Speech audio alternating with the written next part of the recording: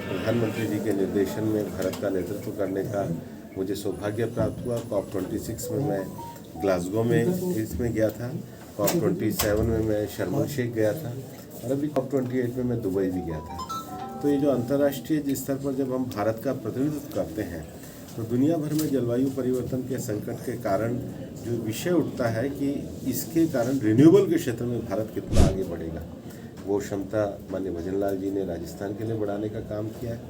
और जो सबसे बड़ा विषय माननीय प्रधानमंत्री जी ने भी शुरू किया है तो ये सूर्य योजना है, जिसमें हर घर के ऊपर एक सोलर रूफटॉप देकर के 300 यूनिट फ्री बिजली एक गरीब आदमी के जीवन में मतलब 300 और बिजली का उत्पादन भी और बाद में ग्रिड में सरकार भी लेगी। मैं कहता हूँ कि रिन्यूएबल क्षेत्र में, ऊर्जा के क्षेत्र में देश को बदलने का एक बहुत बड़ा कदम प्रधानमंत्री जी के द्वारा उठाया गया है।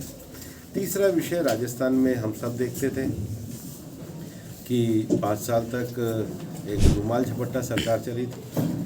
एक तरफ सचिन जी रहते थे, एक तरफ गहलोत साहब रहते थे और इसी खींचातानी में सरकार में हमने देखा कि छात्रों के साथ, नौजवानों के साथ, युवाओं के साथ खिलवाड़ हो रहा है।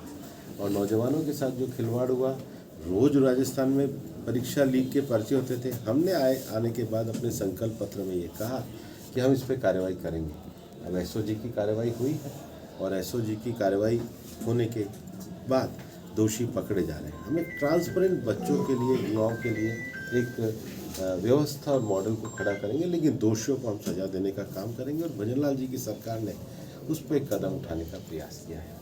चौथा, जो भारतीय जनता पार्टी ने संकल्प पत्र किया था, उसको पार्टी ने अपने राजस्थान सरकार का एक नीति दस्तावेज, पॉलिसी डॉक्यूमेंट के रूप में लागू किया है और चरणबद्ध तरीके से लागू कर रहे हैं। अभी 2 ही दिन पहले कैबिनेट ने राजस्थान में वैट को घटाने का काम किया। कितनी बार अशोक गहलोत जी से केंद्र सरकार ने कहा था कि राजस्थान का पेट्रोल सबसे महंगा पेट्रोल, राजस्थान का डीजल सबसे महंगा डीजल। और हम तो ये जानते हैं कि जो बॉर्डर के पेट्रोल पंप को भी कितना नुकसान होता था। मैं राजस्थान के मुख्यमंत्री जी के ये जो ऐतिहासिक रूप से उन्होंने अभी कैबिनेट का फैसला किया है, इसके लिए मैं भी उनको बधाई देता हूँ। तो सरकार बनने के जो 4 विषय, पानी, बिजली, भ्रष्टाचार पे कार्रवाई और संकल्प पत्र को नीतिगत दस्तावेज के रूप में करना, उस पर कार्रवाई करने की बात अच्छे तरीके से हो रही है। अलवर में प्रधानमंत्री ये जो चुनाव है, ये चुनाव प्रधानमंत्री नरेंद्र मोदी जी की गारंटी पर चुनाव हो रहा है। 10 सालों में हमने देश को बदलते हुए देखा है और प्रधानमंत्री नरेंद्र मोदी जी की गारंटी के जो विकास के पैमाने हैं, जो विकास के मायने हैं, जो 2047 के विकास का विज़न है, उसको अलवर तक पहुंचाने के लिए मैं पूरी जी जान से ताकत लगा करके ये काम करूँगा। कल मैंने खैरतल में भी कहा था कि जो खैरतल जिला है उसके भी विकास के लिए हम लोग कार्य करेंगे। यहाँ पर मैं आपको ये भी कहना चाहता हूँ कि एक आज मैंने स्टेटमेंट सुना, खड़गे साहब कह रहे हैं कि कांग्रेस के बड़े नेता चुनाव लड़ने से डर रहे हैं। तो अब तो बड़े नेताओं की लिस्ट आप भी ढूंढो अलवर में। तो खड़गे साहब का दर्द है, तो जो पार्टी अपने राष्ट्रीय अध्यक्ष के दर्द को नहीं समझ रही तो वो देश के दर्द को क्या समझेगी। और इसलिए खड़गे साहब का बयान ये दर्शाता है कि कांग्रेस निराश और हताश, और जो लोग इस बात को विश्वास रखते हैं कि पार्टियां कहीं चौखट पे जाकर के सिमट ना जाए, वो स्वाभिमान के साथ कांग्रेस को छोड़ रहे हैं। उन सभी लोगों का हम स्वागत करते हैं। हम मानते हैं कि लोकतंत्र की इस लड़ाई में 36 बिरादरियाँ साथ होनी चाहिए। सबका साथ, सबका विकास और सबका प्रयास का यही मायना है। और मैं चुनाव लड़ने को जब मैंने शुरू किया तो सबसे मैंने, क्योंकि अलवर संतों की धरती है, अलवर तपस्वियों की धरती है, राजा भर्तृहरि को भी यहीं अलवर में आकर के जीवन के सत्य को पाने का अवसर प्राप्त हुआ। तो मैं बाबा मोहन राम के दर्शन करने, बाबा भर्तृनाथ के, जगन्नाथ जी के, अलवर के सभी सिद्ध स्थानों के, और आज तो मेरे को जैन समाज के चंद्रप्रभु तीर्थंकर जी के जो 8वें तीर्थंकर थे, उनके भी स्थान पर जाकर शीश नवाने का अवसर प्राप्त हुआ। रामगढ़ गया तो मैं गुरुद्वारे में भी गया।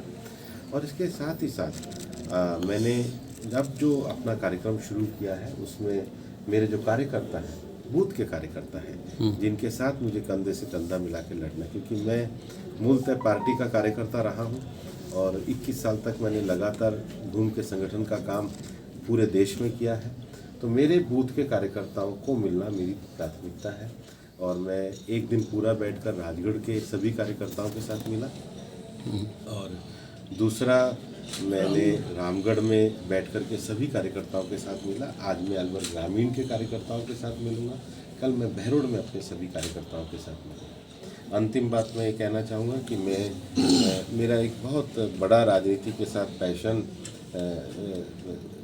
नौजवानों के संस्कार निर्माण का भी है और मैंने एक अभूतपूर्व प्रयोग अपने पैतृक गांव में भी करा था, जिसमें मैंने पुस्तकालय ई लाइब्रेरी अपने गांव में बनाई थी और 3 गांव में उसको सफलतापूर्वक अपने खर्चे पे चलाया था।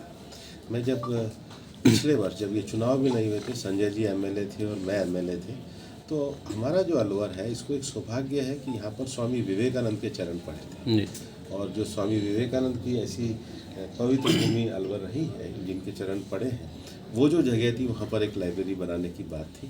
मैंने उस समय अपने संसदीय कोष से पैसे दिए थे, संजय जी के साथ दिए थे और अब वो भवन का निर्माण पूरा हो गया है और उसके फर्नीचर का काम शुरू होगा और एक अच्छी आदर्श लाइब्रेरी हम अलवर के नौजवानों के लिए कर रहे हैं। लेकिन केवल उतना नहीं किया, उसके बाद जब मेरे मन में प्रश्न विषय आया, मैं एक सूची भी आपको दूंगा।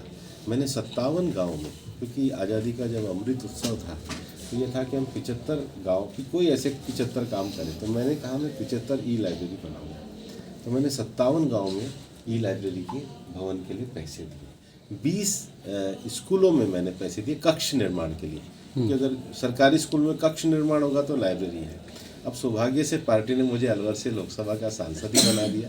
तो ये जो मेरे 77 MP लैड में दिए हुए विषय हैं, मैं सोचता था कि भवन बना देना अच्छा होता है, लेकिन चलाएंगे कैसे। अब मुझे 5 साल का मौका मिलेगा, मैं उन बच्चों के लिए, गांव के बच्चों के लिए जो मेरे प्रोजेक्ट हैं उसके लिए भी मैं काम करना चाहूँगा। ये मेरा एक ऐसा काम है जो मेरे दिल से जुड़ा हुआ काम है और अलवर की आने वाली पीढ़ी भारत में गौरव